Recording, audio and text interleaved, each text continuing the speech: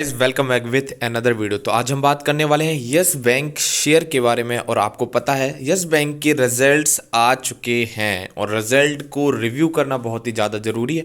क्या हमारा जो अनुमान था उसी अकॉर्डिंग रिजल्ट्स आए हैं या फिर यहाँ पर अनुमान से भी बहुत अच्छे रिजल्ट्स आएंगे, और इस रिजल्ट के बाद क्या मूव दिखा सकता है शेयर, सारी चीज़ों को डिस्कस करेंगे इस वीडियो में। अगर आप चैनल पर नए हैं या फिर पहली बार विजिट करें, चैनल को सब्सक्राइब करें ऐसी मोर अपडेट और नोटिफिकेशन को पाने के लिए। तो चलिए शुरू करते हैं।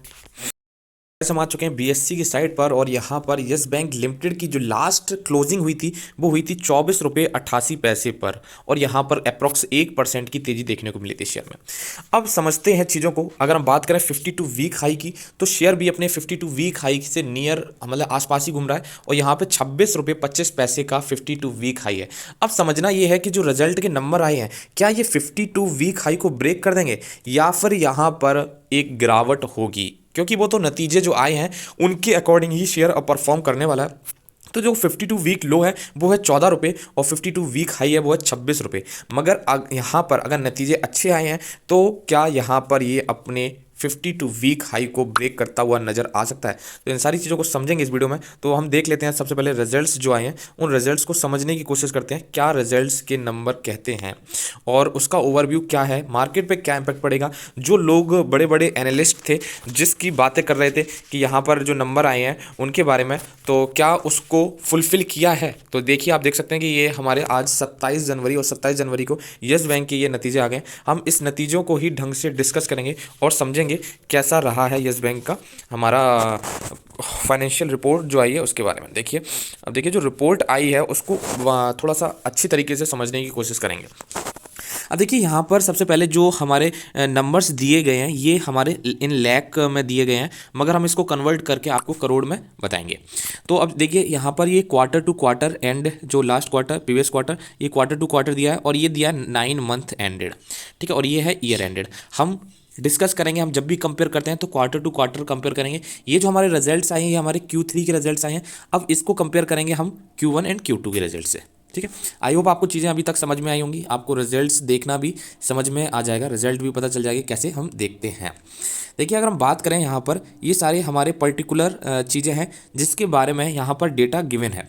अब देख सकते हैं आप, इंटरेस्ट अर्न ABCD, ठीक है, जितने भी सारे इंटरेस्ट अर्न है सारे यहाँ पर गिवन है। हमारा जो रिजल्ट में देखने का मेन फोकस होता है, हालांकि अगर देखें तो सारी चीज़ें सारे पॉइंट्स देखने चाहिए, मगर हमारा जो मेन और इंपॉर्टेंट चीज़ें होती हैं वो होती हैं हमारी टोटल इनकम, हमारी इंक्रीज हुई है या फिर कम हुई है, ठीक है, इन सारी चीज़ों। तो हम चलते हैं टोटल इनकम वाले पॉइंट पर और देखते हैं कि हमारी जो टोटल इनकम है और टोटल प्रॉफिट है वो कितना हुआ है और क्या कम हुआ है या फिर ज़्यादा हुआ है। इन सारी चीज़ों को देखेंगे। एनपीए देखेंगे, नेट एनपीए कम हुए हैं या फिर ज़्यादा हुए हैं।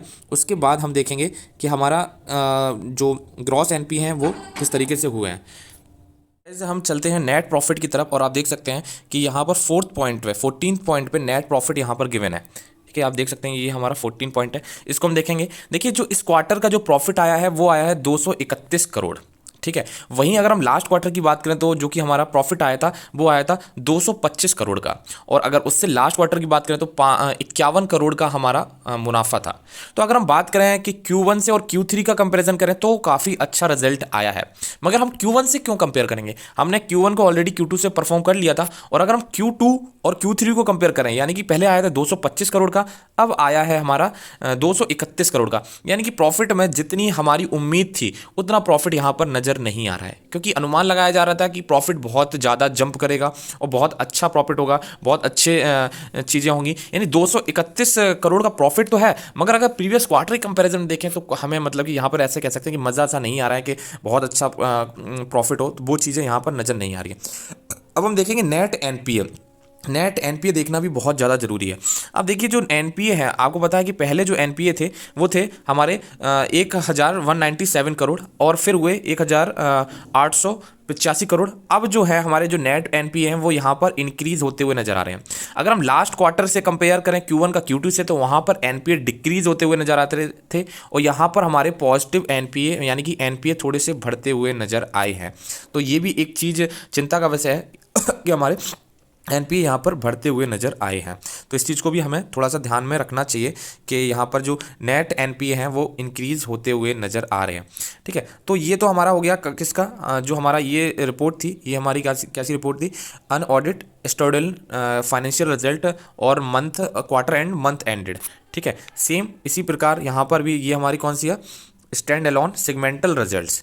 अगर हम इसकी बात करें तो यहाँ पर आपको और बाकी चीज़ें यहाँ पर गिवन रहती हैं, जैसे कि सेगमेंटल रिजल्ट्स हो गए, ठीक है, टीजरी हो गई जो आपके पास खजाना है, ठीक है, वो सारी चीज़ें हो गई, ये सारी चीज़ें यहाँ पर एसेट्स हो गए।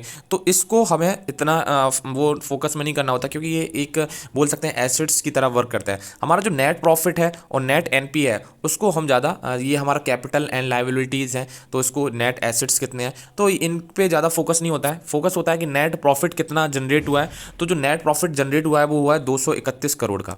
ठीक है, और यहाँ पर एनपीए में भी थोड़ी सी तेज़ी हमें देखने को मिली है। तो अप्रॉक्स ये जो पूरी फाइल है वो 15 पेजेस की है, और 15 पेजेस में अगर हम आपको ओवरऑल बताएं कि यहाँ पर क्या हुआ है, तो ओवरऑल कहना यही है कि ओवरऑल जो रिजल्ट्स हैं वो अच्छे हैं, पॉजिटिव हैं। बात ये होती है ना, अगर हमें किसी उम्मीद हो कि हमारा बच्चा 80% लेके आएगा, ठीक है, तो और वो लेके आता है हमारा 70%, तो 70% भी अच्छा है, मगर क्या है कि उम्मीद माँ बाप को थी कि 80% लेके आएगा। तो यहाँ पर वही मार्केट का है, मार्केट को यस बैंक से बहुत उम्मीदें थी कि बहुत अच्छा रिजल्ट आएगा और हो सकता है कि यहाँ पर अपने 52 वीक हाई को ब्रेक करता हुआ नजर आई यस बैंक। तो अभी यहाँ पर चीज़ें जो देखा, नेट प्रॉफिट में इतना तेज़ी नहीं है, इतना नहीं है जितना अनुमान लगाया जा रहा था, तो हो सकता है कि एक गिरावट देखने को मिले, मगर ओवरऑल रिजल्ट्स जो है पॉजिटिव है। तो आई होप आपको वीडियो पसंद आई। वीडियो पसंद है चैनल को सब्सक्राइब करना, ऐसे मोर अपडेट नोटिफिकेशन पाने के लिए।